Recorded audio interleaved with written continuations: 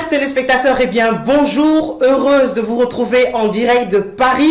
Vous savez que nous avons Espoir TV, une collaboration avec la chaîne La Bonne Nouvelle TV et nous sommes là dans le studio de La Bonne Nouvelle TV pour cette émission spéciale Rencontre avec. Aujourd'hui, j'ai le plaisir de recevoir le prophète Georges Sori qui nous vient de la Côte d'Ivoire. Alors, l'émission Rencontre avec, vous savez, c'est la vision, le message ainsi que la mission que Dieu a donnée à notre invité. Nous allons un peu découvrir cela ensemble. Nous sommes très enchantés de vous retrouver encore une fois sur La Bonne Nouvelle TV et sur Espoir TV. Notre devise pour Espoir TV, vous la connaissez, car le meilleur reste à venir. Bonjour homme de Dieu, comment allez-vous? Ça va très bien, par la grâce de Dieu. C'est un plaisir. Bonjour. Je suis très heureuse de vous recevoir. En tout cas, c'est pour la première fois, mais je sais que ça ne sera pas pour la dernière fois. Alors, avant de commencer, j'aimerais vous demander, eh bien, qui est le prophète Georges Sori selon lui-même? Avant de me présenter, je tiens à vous remercier, Madame Julie, Sœur Julie. Je tiens à vous remercier pour l'opportunité que vous me donnez de pouvoir intervenir à travers votre organe de presse. Que Dieu vous bénisse encore et je bénisse ce que vous êtes en train de faire. Amen. Au travers de cet organe de presse. Le prophète Georges Sori est né en Côte d'Ivoire et âgé de 47 ans. Wow. Voilà, père de 3 enfants. Le Seigneur m'a appelé quand j'étais très jeune. Mais pour servir Dieu, il faut attendre la maturité. Voilà, il faut attendre la maturité pour servir le Seigneur. Donc, je suis pasteur depuis 12 ans. Donc, depuis 2005, je suis pasteur. Et j'ai pour ministère le ministère prophétique. Voilà, vu que dans la Bible, il y a 5 ministères. J'ai un ministère prophétique, donc je suis prophète. D'accord. Ok, on va revenir un peu sur le parcours. En tout cas, les 47 ans, vous ne les faites pas, je vous rassure. Merci. Alors, dites-moi un peu, on va essayer de revenir justement, avant de commencer de parler de la vision que le Seigneur vous a donnée pour la France et pour les nations, et également pour la Côte d'Ivoire, je présume. Dites-nous un peu, dans votre parcours, vous avez abordé un point qui est important, c'est la rencontre avec le Seigneur. Revenez un peu sur ce point-là. Comment s'est passée cette rencontre avec le seul et unique bonheur de notre vie qui est Jésus-Christ? Amen. J'ai rencontré le Seigneur Jésus-Christ, j'avais l'âge de 15 ans. Et il fallait attendre la maturité physique pour pouvoir passer par les eaux du baptême. Donc à l'âge de 18 ans, j'ai été baptisé. Et après mon baptême, j'ai connu pas mal de problèmes, parce que c'est un engagement définitif, ferme avec le Seigneur. Alors le diable a mené ses assauts et j'ai rétrogradé. Voilà, donc quand j'ai rétrogradé, j'ai fait 5 ans dans le monde et le Seigneur m'a ramené à lui à l'âge de 23 ans. Voilà, donc en 1993. Ce que j'ai retenu dans ma vie de rétrograde, c'est que je confirme ce que la Bible dit, que quand quelqu'un abandonne le Seigneur, son état devient encore pire. Parce que la majorité de ceux qui ont abandonné le Seigneur avec moi, parce qu'on a été quand même une vague, à cause des plaisirs de ce monde, à cause de la vie de ce monde et tout ça, beaucoup sont morts. Voilà, beaucoup sont morts. Et moi, j'étais dans cette liste de personnes que Satan voulait à tout prix, à qui Satan voulait arracher la vie. Voilà, donc dans ce fait, en 1993, je me rends dans ma ville natale, afin de prendre contact. J'ai pris contact avec un homme de nationalité burkinabé, voilà, à qui je devais louer un fusil à canon scié pour aller opérer un braquage le lundi qui suivait. Voilà, donc j'avais rendez-vous avec ce monsieur, on a eu déjà un premier contact. Donc on s'est entendu sur le prix, donc je lui ai fait une petite avance et je devais passer prendre le fusil à canon scié. Donc, j'ai pris ma douche et j'étais en train de m'habiller. J'ai fini presque de m'habiller. Est-ce qu'à ce moment-là, vous avez quand même entendu ce qu'on appelle la conscience, mais qui est finalement le Saint-Esprit également qui parle? Est-ce que vous avez quand même entendu une voix vous dire « Non, ne le fais pas, n'y va pas ». Sur le champ, je n'ai pas entendu de voix. Mais il faut dire qu'auparavant, les années en arrière, j'ai vécu quand même l'enlèvement. Hein. J'ai vécu l'enlèvement, c'était 2 ans avant. 2 ans avant, non, 3 ans avant, c'était en 90. J'ai vécu l'enlèvement. J'étais couché dans la maison, au salon. Voilà, j'étais couché au salon. Et je ne dormais pas. J'étais couché sur le dos et c'est là que je vois dans une vision que des gens étaient en train d'être enlevés. Voilà, j'ai entendu un grand bruit, hein, et quand je suis sorti, j'ai vu des gens qui étaient dans une buvette en train de boire, qui sont sortis. J'étais avec un frère rétrograde qu'on appelle Kwao Joseph, qui avait aussi abandonné le Seigneur, et on est tous sortis des buvettes, hein, chez nous en Côte d'Ivoire on appelle ça des maquis, voilà, et on a vu des gens qui allaient au ciel. Et tout de suite, nous avions compris, puisque Joseph et moi, nous étions rétrogrades, donc on a compris que c'était l'enlèvement. On s'est tenu par la main et on sautait pour pouvoir rejoindre les autres, mais on ne pouvait pas. Donc ça, c'est un fait qui m'a marqué. Ça, c'est 3 ans avant que la rencontre définitive avec le Seigneur arrive, hein, en 1993, dans ma ville natale. Hein, une ville natale qui se trouve, qu'on appelle Divo, qui est à 200 km de la capitale administrative qu'on appelle Abidjan. Donc c'est là que je suis né. D'accord. Voilà. Alors revenons un peu sur ce que vous expliquez, donc le braquage. On va faire vite parce que j'aimerais vraiment que vous ayez le temps de dire un peu tout. On pourra revenir dans une autre émission qui est d'ailleurs une émission témoignage que nous avons sur Espoir TV parce que Dieu agit encore. Voici mon témoignage. Donc vous êtes en train de vous préparer pour le braquage. Et qu'est-ce qui se passe à ce moment-là? Et en ce moment-là, j'entends une voix d'homme, c'est-à-dire une voix d'homme. Hein. Ce n'est pas de ma conscience, mais une voix d'homme comme vous m'entendez. Et comme je vous entends. Et cette voix dit, Georges, où est-ce que tu vas? Wow. Georges, tu vas à la mort, reviens à moi. Georges, je suis Jésus. Et à cet instant précis, je crois en l'inoptise. Quand on parle d'inoptiser quelqu'un, franchement, je l'ai vécu ce jour-là. J'étais inoptisé. C'est-à-dire que je ne pouvais faire aucun mouvement. J'étais comme paralysé. Je tremblais de tout mon corps et je ne faisais que pleurer. Mais sans savoir pourquoi je pleurais. Mais la voix remplissait la chambre. Et c'était une voix d'homme. Une voix audible qui remplissait la chambre. Je t'aime, reviens à moi. Georges, je suis Jésus-Christ, je t'aime, reviens à moi. Tu vas à la mort, je t'aime, je t'aime. Et cette voix n'a cessé de parler. Et pendant ce temps, j'étais inoptisé. J'avais la chair de poule. Je pleurais et je ne pouvais faire aucun mouvement. Je ne pouvais pas sortir de la chambre. Je ne pouvais pas m'enfuir comme si quelqu'un me maintenait là. Et vous n'êtes pas parti? Et je ne suis pas parti. Gloire à Dieu. Alors, quand la voix a cessé de parler, je devais y aller avec mon jeune frère qui s'appelle Noël. Je l'ai appelé, j'ai dit, Noël, est-ce que tu peux venir? Il dit oui. Quand il est venu, je lui ai dit, est-ce qu'il n'y a pas une église dans les environs? Il me dit, pourquoi? J'ai dit, je veux aller à l'église. Il me dit, non, grand frère, le monsieur nous attend. On lui a donné rendez-vous, on est déjà presque en retard, il faut qu'on aille. Je lui ai dit, non, je ne vais plus à ce rendez-vous, je veux aller à l'église. Et quand je suis allé à l'église, je me rappelle encore de ces 2 pasteurs, le pasteur Aka et le pasteur Kone. Hein? Donc ce jour-là, le pasteur Aka, dans sa prédication, j'ai l'impression qu'il parlait de moi. Il m'a raconté toute ma vie dans sa prédication. Et après le culte, j'ai demandé à le rencontrer. Et voilà comment je lui ai dit mon témoignage. Donc je retiens 2 choses, prophète Sori. Dieu parle encore. Et à partir du moment où on a une destinée avec le Seigneur, on ne peut rien faire. Effectivement. On ne peut rien faire. Alors, il y a peut-être des personnes qui sont rétrogrades, qui nous regardent et qui se disent j'ai plus d'espoir, j'ai du mal à revenir. Vous, ça vous est arrivé et pourtant, vous êtes retourné à Dieu. Rétrograde, ça veut dire que vous avez connu le Seigneur et que peut-être pour une raison ou une autre, vous l'avez abandonné. C'est possible de revenir à Dieu. Qu'est-ce que vous aimeriez dire à ces personnes-là pour les encourager?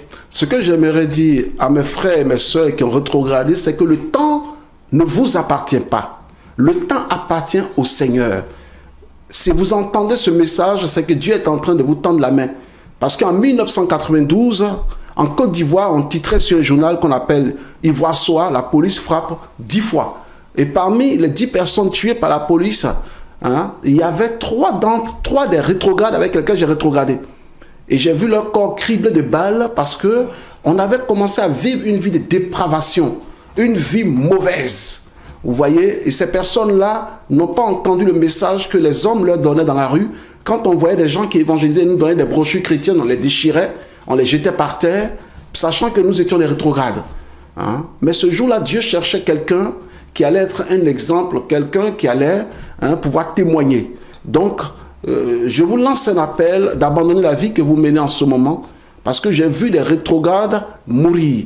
Je les ai vus quitter ce monde et je suis le seul rescapé que Dieu a ramené en lui.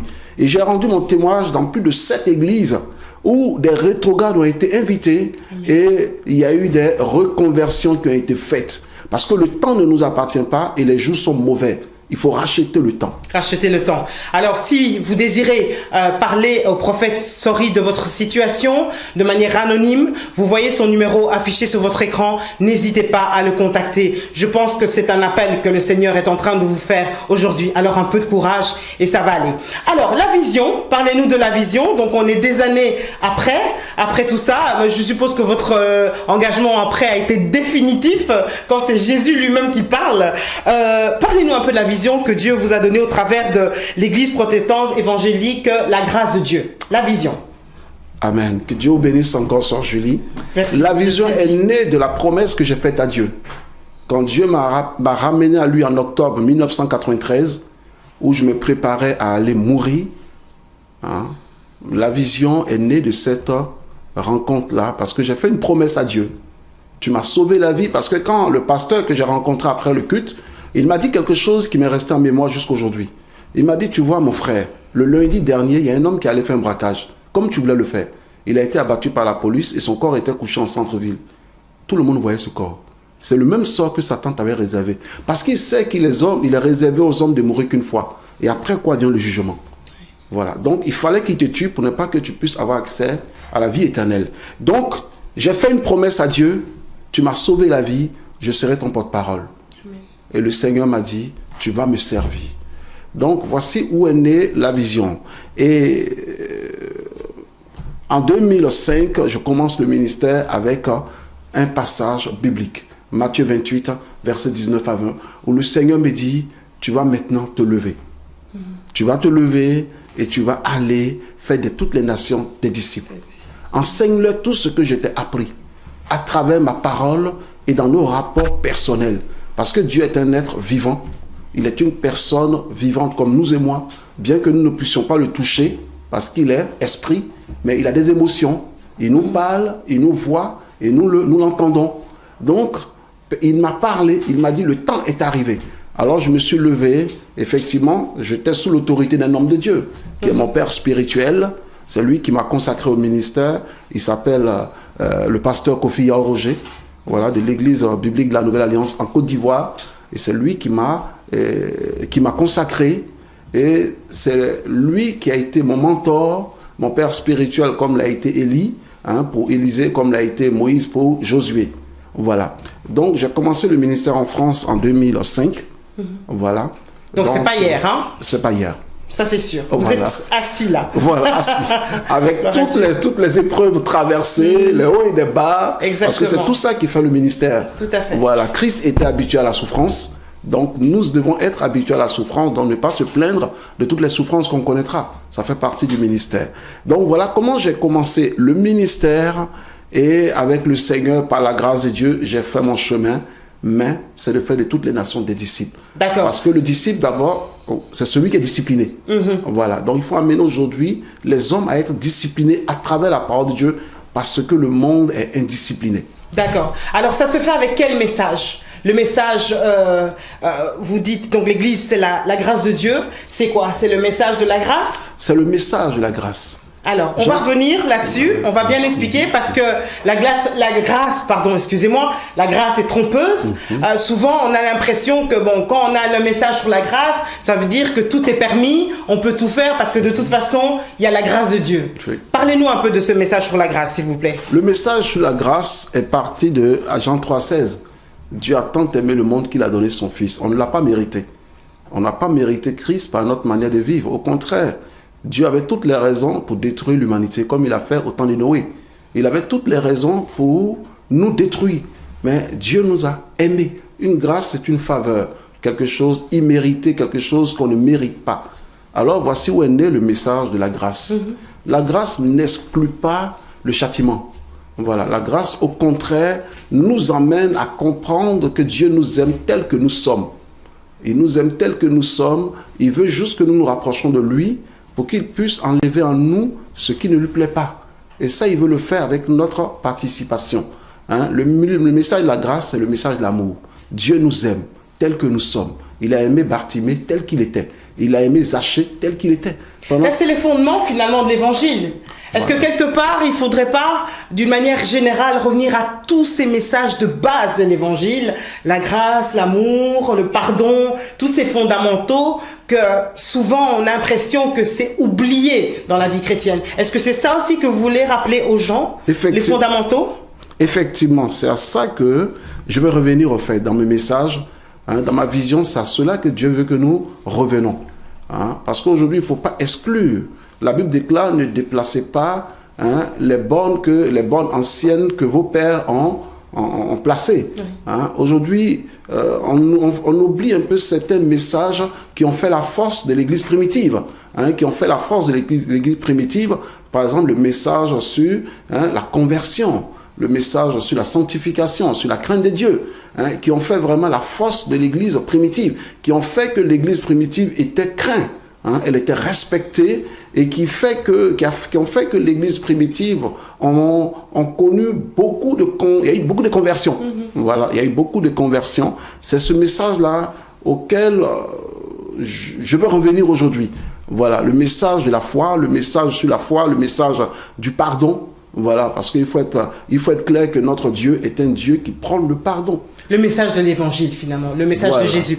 Alors, vous avez dit que vous êtes dans le ministère ici en France depuis 2005. Quels sont vos constats quand vous regardez depuis plus de 10 ans la société française? En tout cas, quand je parle de la société française, je parle des Français de souche. Quels sont les besoins selon vous? Et si vous deviez faire une suggestion aux serviteurs qui ont cette mission d'apporter l'évangile ici en France, quels seraient vos constats? Qu'est-ce qu'il faut pour que les Français puissent recevoir le salut et accepter le Seigneur? Qu'est-ce qu'il faut? Premièrement, mon constat, c'est que l'évangile en France ne connaît pas une grande percée.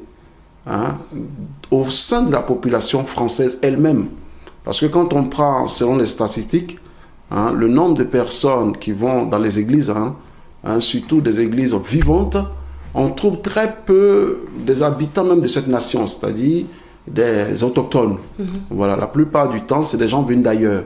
Voilà, c'est pas mauvais, mais le but de Dieu, c'est de ramener les enfants de la nation où se trouvent ses serviteurs, c'est de la ramener au Seigneur. Quand Dieu déplace l'apôtre Paul pour l'amener à Rome, c'est pour toucher les Romains.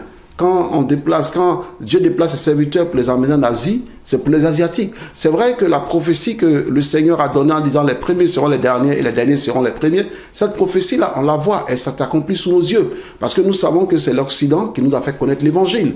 C'est l'Europe qui nous a fait connaître l'Évangile.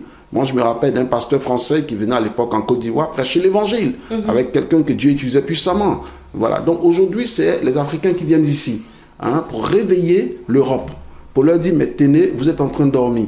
Parce qu'aujourd'hui, il y a un fait qui est frappant, c'est que l'Occident compte beaucoup sur la technologie.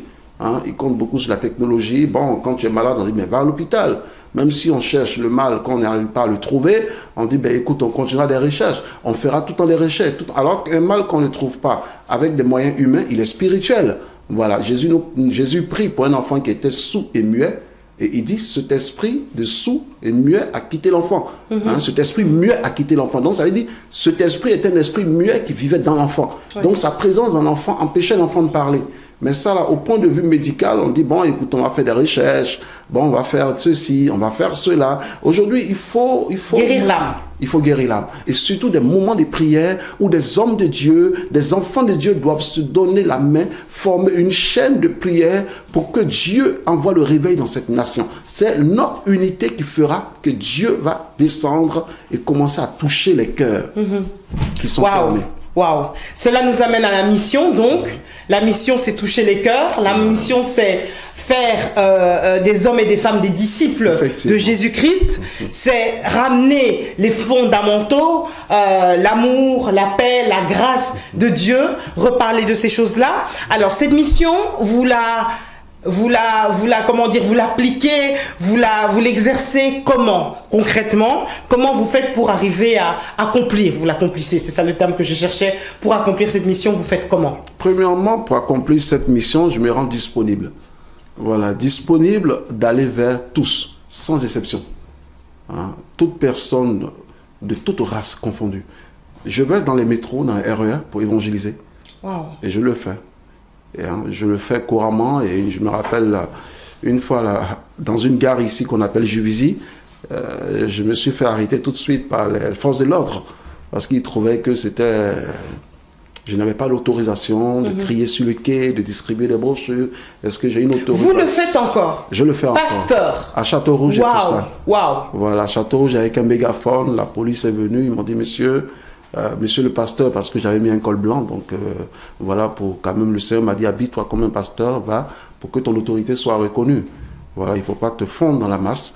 Effectivement, on l'a fait avec des frères, on était 12 personnes ce jour-là, et on le faisait régulièrement, mais sauf qu'une fois, la police nous a interpellés pour nous dire... Et ça a de l'impact encore? Ça a encore ça de l'impact? Il y a des gens qui se sont convertis à partir de ces évangélisations. Des gens qui sont encore au milieu de nous, que Dieu a touchés. Donc, l'évangélisation de rue, que vous soutenez, quoi encore? L'évangélisation des rues, et puis également travailler sur la base, prendre des idées, même dans le monde. Paul dit, je me fais païen pour gagner les païens. Voilà, je me fais païen pour gagner les païens. Ça veut dire que je vais dans vers certaines personnes. Voilà, vers certaines personnes qui ont une mauvaise vie, comme vers des homosexuels, vers eux, pour leur parler de Jésus. Voilà, pour leur expliquer que vous voyez, le mot sodomie vient de Sodome et Gomorrhe. Vous voyez, et Dieu vous aime. Mais vous savez, c'est un esprit qu'à la base, vous n'êtes pas responsable. Voilà. Le responsable, c'est Satan. La Bible déclare qu'on n'a pas à lutter contre la chair et le sang, mais on a lutté contre des esprits. Donc, il ne faut pas emmener ces gens-là en les culpabilisant. Il faut les emmener comme... Il faut leur faire comprendre qu'ils sont victimes. Voilà, ils sont victimes, il ne faut pas les culpabiliser. Donc, au fait, c'est ma stratégie, ça. Ne culpabiliser personne, mais faire en sorte que la personne se reconnaisse comme victime. Maintenant, lui dit que tu peux sortir de cet état. Tu peux sortir de cet état parce qu'il faut comprendre que les esprits travaillent. Nous avons vu dans la Bible comment ces démons ont possédé un homme. Ces démons qui s'appellent des légions. Ils ont possédé cet homme. Il n'avait plus de conscience. Il était dans ce sépulcre. Il vivait comme quelqu'un qui était mentalement dérangé. Il faisait tout. Il faisait n'importe quoi. Donc, il ne faut pas... Ma stratégie, c'est de ne pas culpabiliser, de ne culpabiliser personne, mais de les amener à comprendre qu'ils sont victimes. D'aller vers les autres. Voilà, d'aller vers les autres. Qu'ils soient blancs, jaunes. On a eu l'occasion d'évangéliser des Asiatiques. Souvent, on tombe sur des anglophones. On tombe sur des anglophones à qui on parle de Jésus quand la communication est difficile et qu'on n'a pas une interprète à côté. On leur dit, bon, l'église se trouve à tel endroit. Venez. On ne trie personne, au fait. Qu'est-ce que vous déplorez dans le milieu chrétien actuellement? Quelles sont les choses que vous trouvez déplorables, tristes et qu'il faudrait vraiment que ça change pour que l'Église ait un véritable impact, en tout cas plus qu'elle en a actuellement? Ce que je déplore, c'est le péché. Parce que ce qui fait la force de l'Église, c'est la sanctification. Voilà. Ce qui fait aussi sa faiblesse, c'est le péché. Voilà. Parce que quand je lis la Bible dans Acte 2, versets 41 à 47, la Bible est claire que ceux qui acceptaient Jésus se faisaient baptiser. Et ils se rendaient au temple, ils étaient assidus au temple. Ils rompaient les pains dans les maisons, ils partageaient tout ce qu'ils avaient. Et en plus de cela, la crainte s'emparait de chacun d'eux. Et Dieu faisait des miracles par les apôtres. Ce que je trouve aujourd'hui, c'est que l'Église, dans le comportement, est devenue légère. Voilà. L'Église est devenue légère et je vois des chrétiens qui n'ont pas de stabilité. C'est-à-dire qu'ils peuvent passer d'une église à une autre aussi facilement comme on peut changer une chemise. Voilà. Comme on dit, non, cette chemise ne me plaît pas, ben écoute, j'en prends une autre. Voilà. Donc, il n'y a pas de stabilité. Alors que le chrétien, Dieu l'emmène dans une église pour qu'il reste sous l'autorité d'un homme de Dieu, afin que là, Dieu puisse faire un travail dans sa vie et qu'il puisse travailler pour le Seigneur dans ce lieu précis, afin d'emmener d'autres âmes à Christ. Alors, pour éradiquer les effets, bien, il faut connaître les causes. Selon vous, les causes de tout ça, c'est quoi? La légèreté dans l'Église, le fait que justement le péché est rentré dans l'Église, qu'il y a une tolérance extraordinaire alors qu'il faudrait une tolérance zéro. Quelles sont les causes de tout cela? Les causes, c'est le message. hein, le message qui passe très mal, ou soit le message qui n'est pas donné comme cela doit être. Qui a été dilué, vous Qui a été dilué, en fait, voilà. Le message qui a été dilué. Et on voit certains messages qui nous parlent de... Certains messages où on nous dit non, quand tu viens à Christ, tu ne peux pas perdre le salut. Hein? Donc, tu as la liberté. Voilà ce que tu faisais avant, tu peux le faire aujourd'hui, mais seulement, il faut... Voilà, donc, le message est dilué. Aujourd'hui, on parle plus de la matière que le spirituel. Vous voyez, on parle plus des choses de ce monde, comment posséder les choses de ce monde, que comment gagner le ciel. Hein? C'est ça que, c'est ce qui fait la différence quand je prends les années en arrière. Il y a 30 ans en arrière, dans ma vie chrétienne, je me disais, je voyais certaines choses, je constatais certaines choses qui ont aujourd'hui disparu dans l'église. Vous voyez, qui ont aujourd'hui disparu dans l'église. Quand je vois l'église de 30 ans en arrière et l'église d'aujourd'hui, je vois qu'il y a une certaine liberté qui se développe, mais cette liberté ne va pas dans le bon sens. Ouais. Est-ce qu'on peut dire aussi que les serviteurs sont devenus un peu démissionnaires? Quand on voit certains comportements, moi je me rappelle dans le temps on était à la chorale, il suffisait que vous mettiez une jupe un peu trop courte, mais en tout cas le responsable c'était non, tu ne montes pas. Aujourd'hui, non seulement on monte, mais personne ne dit rien. Est-ce qu'il y a aussi ce côté un peu démissionnaire? Je ne sais pas, je vous pose la question. Oui, les hommes de Dieu ont démissionné. Ils ont démissionné de leur travail, ils ont démissionné de leur vision. Effectivement, comme vous le dites, moi je suis né dans une église, l'église protestante baptiste Œuvre et Mission. C'est une église en Côte d'Ivoire qui était réputée être comme ça. Même les shorts des hommes qu'on appelle les pantacourts, on ne les portait pas. On portait la chemise, on ne portait pas les débardeurs. Parce qu'on se dit non, tu exposes ta nudité, tu peux séduire les femmes et autres. Voilà. Donc aujourd'hui, c'est des choses qu'on ne retrouve plus. La tenue vestimentaire, même le langage. J'ai été surpris un jour de voir quand même une responsable des femmes dans une église qui avait un piercing. Hein, un piercing dans le nez. Et quand je lui ai parlé, non, mon pasteur dit, ce n'est pas ça qui sauve, c'est ton cœur. Dieu regarde ton cœur. Mais la Bible dit que c'est vrai que Dieu regarde le cœur, mais il regarde aussi l'extérieur. Et il dit, habillez-vous comme les femmes de l'ancien temps qui s'habillaient d'une manière décente. Vous voyez, parce que pour voir déjà le cœur, l'homme ne voit pas le cœur, mais l'homme voit l'extérieur. Quand je dis je suis chrétien, mon extérieur et mon intérieur doivent le refléter. Vous voyez. Donc aujourd'hui, les hommes de Dieu, hein, ils ont démissionné, ils prêchent beaucoup sur l'onction de la prospérité, le bien-être, le succès, oui. Et tout ça, c'est pas mauvais d'exhorter les enfants de Dieu pour leur dire que Dieu va vous bénir. Hein? Il va vous bénir, mais ce n'est pas ça la priorité. Jésus n'est pas venu pour qu'on ait une maison, il n'est pas venu pour qu'on ait une voiture. Hein? Dieu n'a pas donné Jésus pour ça. Dieu a donné Jésus afin que nous ayons la vie éternelle. Celui qui a la vie éternelle, il peut avoir tous ses biens. Parce qu'il faut chercher premièrement le royaume et sa justice, et toutes choses nous seront données par-dessus. Il ne faut pas mettre les bœufs, la charrue avant les bœufs, il faut mettre les bœufs. C'est les bœufs qui vont tirer la charrue. Donc moi, le message que je donne chaque jour aux hommes de Dieu, quand je suis avec eux, je leur dis, c'est vrai que nous avons des besoins. L'Église a des besoins. L'évangile est gratuit, mais tout ce qui entoure l'évangile est payant. L'Église a des besoins. Mais il faut dire la vérité aux enfants de Dieu. Il faut leur dire de sortir du monde pour que la gloire de Dieu puisse leur resplendir dans leur vie et à travers eux resplendir dans cette nation. Parce que Dieu nous a envoyés dans cette nation pour que nous sauvons cette nation. Oui. Donc aujourd'hui, c'est ça le message. C'est que, voilà, donc il y a une démission totale de la part des hommes de Dieu. Et ma prière, c'est que les hommes de Dieu vraiment reviennent à l'évangile pur, hein, à l'évangile pur. En tout cas, que Dieu vous aide à continuer dans cette direction-là. Alors, concrètement, on va terminer par cela. Eh bien, vous en parlerez de tout ça lors du séminaire qui va se dérouler le week-end prochain. Donc, le 21, le 22, le 23 avril à votre église, église protestante évangélique La Grâce de Dieu.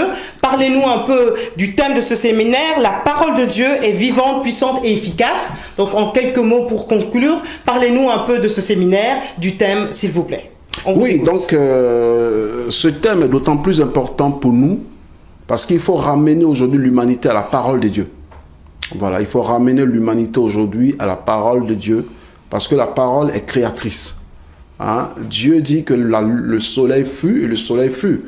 Il dit que la terre fut, la terre fut. Donc tout a été créé à partir de la parole. Donc il faut ramener aujourd'hui l'humanité à la parole. Parce que, nous les chrétiens, nous le savons, que toutes les prophéties qui ont été données sont en train de s'accomplir sous nos yeux. Et tout ça, c'est à partir de la parole. Donc, le séminaire se tiendra effectivement, comme vous l'avez dit, le 21, c'est un vendredi, le 22 samedi et le 23, c'est un dimanche. Le séminaire se tiendra dans notre assemblée, au 20 rue de l'Avenue, 93 800, à Épinay-sur-Seine, donc en région parisienne, avec l'apôtre docteur Thelma Christie, qui nous vient des États-Unis. Voilà, donc une enseignante de poids, quelqu'un qui développe des thèmes assez quand même importants et quand même qui manifeste quand même la puissance de Dieu. Parce que la parole est là, mais il faut aussi la puissance de Dieu pour accompagner la parole. Jésus était un prophète puissant en parole et puissant en œuvre devant Dieu et devant les hommes. Donc ce thème-là est important pour faire comprendre aux hommes que la parole de Dieu est efficace. Voilà. Certains chrétiens disent, oui, mais je prie depuis des années et Dieu n'agit pas, je ne comprends pas. Ce jour-là qu'ils viennent, ils comprendront pourquoi la parole est inefficace dans leur vie. Parce que moi, je sais une chose, la parole de Dieu est efficace. C'est ce que me dit le livre d'Hébreux. La parole de Dieu est efficace. Donc, si un chrétien prie et qu'il ne voit pas la parole de Dieu agir dans sa vie, c'est qu'il y a un problème. Ce jour-là qu'il vienne, il saura pourquoi il prie depuis des années et la parole de Dieu n'agit pas. Donc, cette servante de Dieu va développer ce thème-là pendant 3 jours pour faire comprendre aux uns et aux autres pourquoi la parole de Dieu est efficace pour l'un et pourquoi elle n'est pas efficace pour l'autre. Voilà, elle est aussi puissante. Elle est vivante. Donc, notre Dieu qu'on adore n'est pas le Dieu des morts, c'est le Dieu des vivants. Elle est vivante, la parole de Dieu. D'accord. Voilà. Donc le 21, 22, 23, vous voyez bien sûr les coordonnées s'afficher ainsi que les détails de cet événement.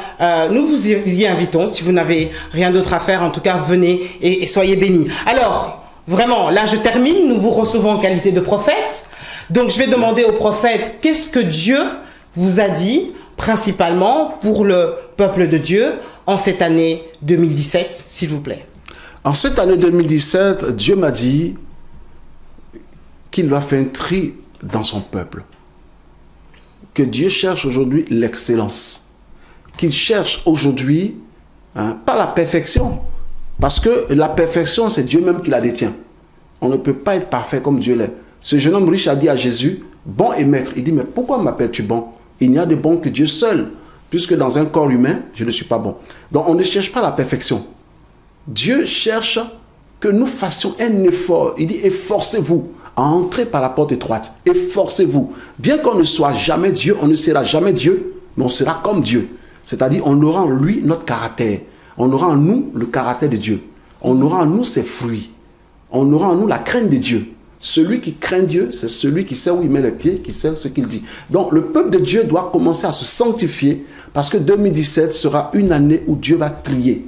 C'est-à-dire que tu lui appartiens, Dieu marche avec toi, il te fait avancer, il te fait réussir parce que c'est la bénédiction de l'Éternel qui enrichit et il ne la fait suivre d'aucun chagrin. Le païen peut réussir. Celui qui ne craint pas Dieu il peut être béni, mais il ne peut pas être enrichi parce que sa bénédiction il sera sur terre, mais il ne pourra pas aller au ciel avec cette bénédiction. Nous, Dieu nous bénit et nous enrichit. Cette bénédiction-là, nous la conservons ici-bas et nous la conservons aussi au ciel. Je voulais vraiment dire aux chrétiens de se lever dans le jeûne et dans la prière. Que chacun commence à mettre sa vie en règle avec Dieu. Parce que sans ça, l'évangile d'aujourd'hui ne sera pas comme celle de l'église primitive, cet évangile vivante, cet évangile puissant.